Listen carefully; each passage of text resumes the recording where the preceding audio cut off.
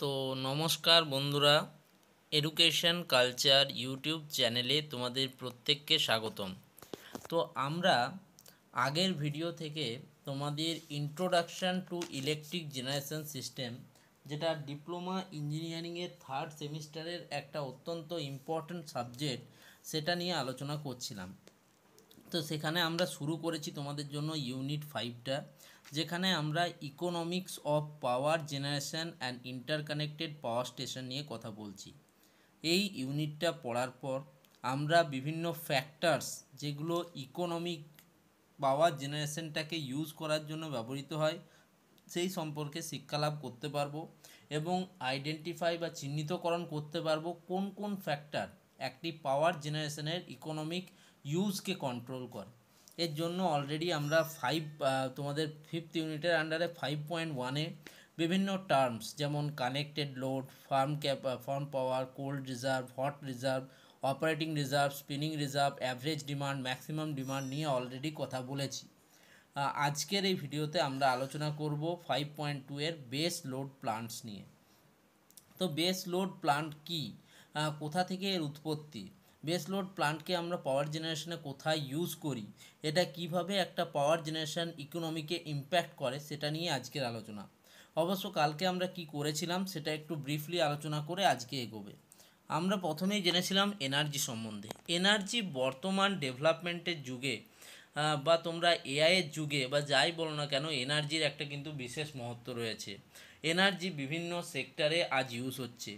এনার্জিকে আমরা মূলত তিনটি ভাগে ভাগ করেছিলাম: primary and secondary, commercial and non commercial এবং renewable and non renewable energy.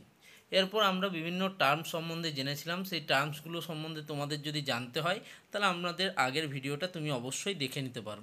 তো চলো, আজকে আমরা আলোচনা করব তোমাদের বেস লোড প্লান্ট নিয়ে।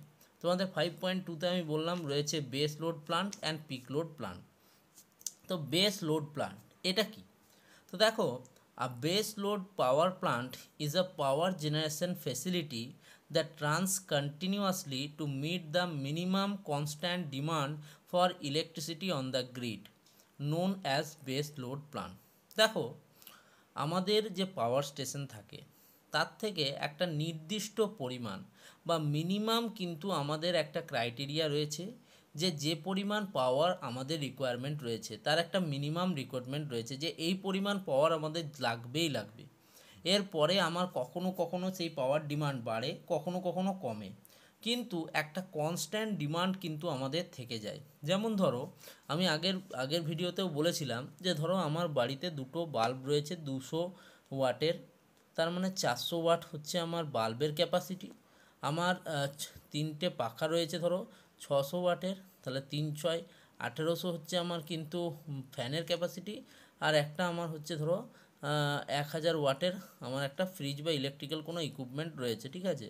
তাহলে আমার টোটাল ইকুইপমেন্টের লোড কত হচ্ছে, কানেক্টেড লোড 18 4 22 আর 10 হচ্ছে 32, মানে 3200 হচ্ছে আমার কিন্তু কিলোওয়াট হচ্ছে আমার কিন্তু তোমার লোড, কানেক্টেড লোড হচ্ছে আমার এত।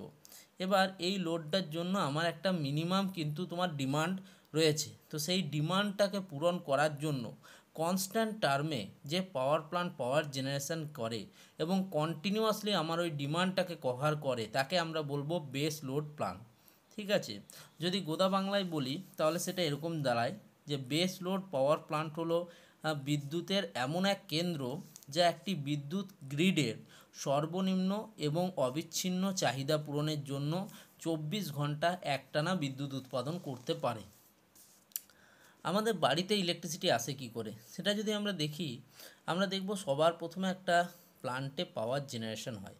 সেটা থার্মাল হতে পারে, নিউক্লিয়ার হতে পারে, হাইড্রো ইলেকট্রিক হতে পারে, যাই হোক না কেন, সেখান থেকে আমাদের ট্রান্সমিশন হয় সেই পাওয়ারটা।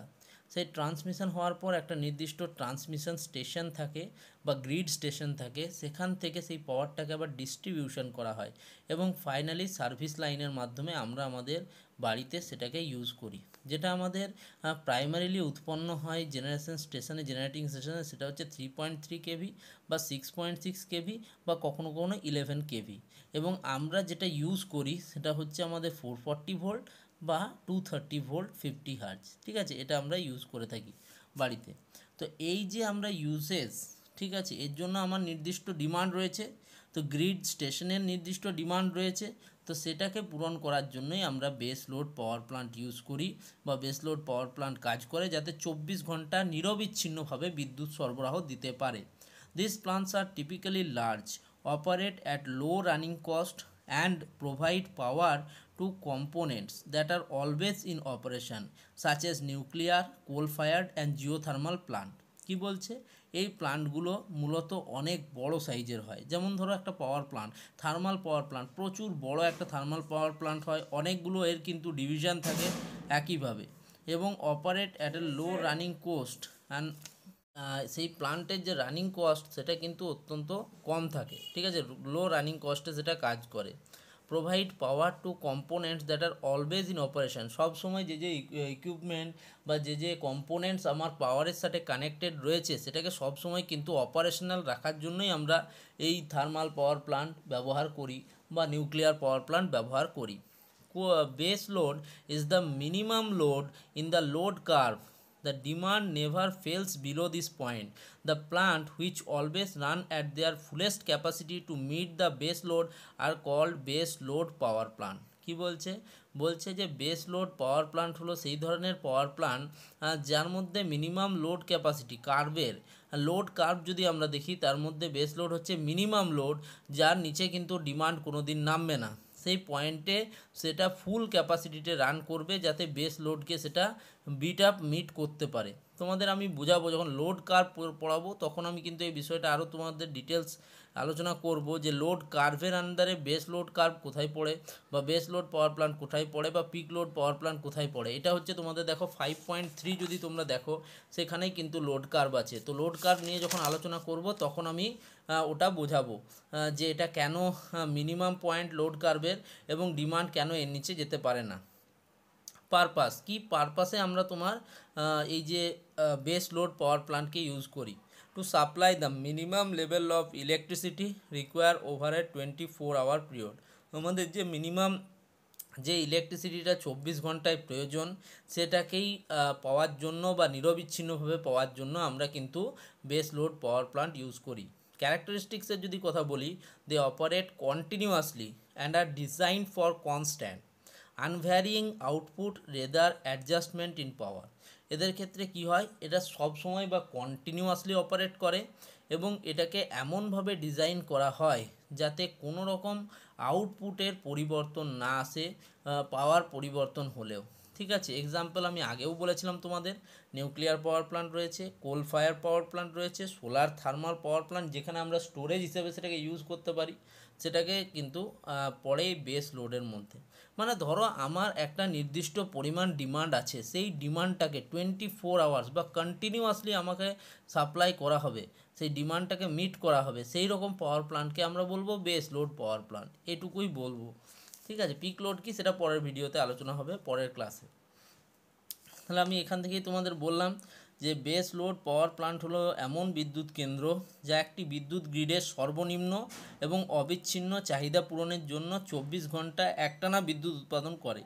এই প্ল্যান্টগুলো সাধারণত বড় কয়লা চালিত পারমাণবিক কেন্দ্র হয়ে থাকে, কারণ এদের চালু বা বন্ধ হতে অনেক সময় লাগে এবং এদের উৎপাদন ক্ষমতা সহজে পরিবর্তন করা যায় না। ধরো তোমার হঠাৎ করে কোনো পাওয়ার মানে কোনো অঞ্চলের ডিমান্ড অনেক বেড়ে গেল, সেক্ষেত্রে তুমি কি পারবে একটা থার্মাল পাওয়ারের হঠাৎ করে অনেকটা ক্যাপাসিটি বাড়িয়ে দিতে? সেটা কোনোভাবেই সম্ভব নয়, কারণ সেখান থেকে একটা নির্দিষ্ট পরিমাণ ডিমান্ডের জন্যই সেটাকে রেডি করা হয়েছে। এত বড় বড় থার্মাল পাওয়ার স্টেশন, সেগুলোর কিন্তু পরিবর্তন বা হঠাৎ করে সেগুলোর পরিবর্তন করা, সেগুলোর ক্যাপাসিটি বাড়ানো এগুলো সম্ভব নয়। তাই অবিচ্ছিন্ন বিদ্যুৎ উৎপাদনের জন্য কিন্তু আমাদের এটা ব্যবহার করা হলেও এদের চালু এবং বন্ধ হতে আমাদের অনেক সময় লাগে। একটা যদি পাওয়ার গ্রিড, একটা থার্মাল পাওয়ার স্টেশন যদি বসে যায়, সেক্ষেত্রে তার সঙ্গে সংশ্লিষ্ট সমস্ত গ্রিড স্টেশন বসে যাবে এবং সেটাকে রিকভারি করতে মানে বছরের পর বছর, এমনকি পুরো কিন্তু সিস্টেম কোলাপস করে যেতে পারে। ফলে এদের কিন্তু সহজে চালু বা বন্ধ করা কিন্তু যায় না এবং উৎপাদন ক্ষমতা এর যে রেটে এটা উৎপন্ন হয়েছিল তার থেকে কিন্তু সেটাকে খুব বেশি পরিবর্তন করা যায় না। এবারে যদি আমরা বৈশিষ্ট্যগুলি বলি, বেস লোড পাওয়ার প্ল্যান্টের বৈশিষ্ট্যের মধ্যে প্রথমে হচ্ছে অবিচ্ছিন্ন বিদ্যুৎ উৎপাদন। এই প্ল্যান্টগুলি একটানা চলে কারণ এদের প্রাথমিক এবং অপারেটিং খরচ কম। দেখো এই প্ল্যান্টগুলোর বিদ্যুৎ ও পরিষেবা কিন্তু নিরবিচ্ছিন্ন, এবং তার ফলে কিন্তু এগুলোতে কি হয়, এগুলোতে তোমার প্রাথমিক এবং অপারেটিং খরচটা কম, নিম্ন অপারেটিং খরচ। বেস লোড প্ল্যান্টগুলির প্রাথমিক খরচ বেশি। দেখো একটা থার্মাল পাওয়ার বসাতে কিন্তু প্রচুর প্রচুর কিন্তু খরচা হয়, প্রায় 500 কোটি, 600 কোটি, 1000 কোটি টাকা কিন্তু খরচা হয়। তবে দীর্ঘমেয়াদী এর অপারেটিং খরচ কম থাকে। একবার পাওয়ার প্ল্যান্ট স্থাপিত হয়ে যাওয়ার পর সেটা অনেক দিন কিন্তু উইদাউট মেনটেনেন্সেও কিন্তু চলে। হ্যাঁ, এদের অবিচ্ছিন্নভাবে চালানোর জন্য লাভজনক করে তোলে। এই যে এত দিন দিন চলছে সেটাকে লাভজনক করে তোলে। আমি একটা উদাহরণ দিচ্ছি, ছোট্ট উদাহরণ। তোমরা প্রত্যেকেই দুর্গাপুর অঞ্চলের নাম শুনেছ, পশ্চিমবাংলার অবস্থিত একটা রুড়, ভারতের রুড়ও বলা হয়। তো সেই দুর্গাপুর অঞ্চলে ধরো ডিভিসি পরিচালিত যে থার্মাল পাওয়ার প্ল্যান্ট রয়েছে, তো সেখানে সেটা ধরো উৎপাদন, সেটাকে একটা নির্দিষ্ট প্রথমে তৈরি করা হয়েছিল একটা নির্দিষ্ট লোড ডিমান্ডকে মাথায় রেখে। এবার হঠাৎ করে যদি এখনই আমার দুর্গাপুর অঞ্চলের ডিমান্ড অনেক বেড়ে যায়, তাহলে কি আমরা সেটাকে বিস্তৃত করতে পারবো? পারবো না। হ্যাঁ, সঙ্গে সঙ্গে পারবো না, তার জন্য অনেকটা সময় লাগবে আমাদের।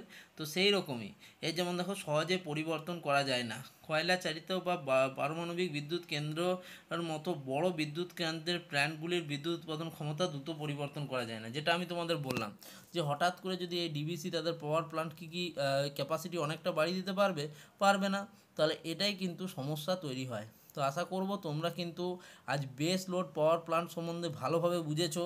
যদি বেস লোড পাওয়ার প্ল্যান্ট নিয়ে তোমাদের অন্য কোনো রকম প্রশ্ন থাকে, ভিডিওর নিচে কমেন্ট বক্সে কমেন্ট করে জানাও। আমি প্রত্যেকটা প্রশ্নের তোমাদের উত্তর দেওয়ার জন্য রেডি। ধন্যবাদ।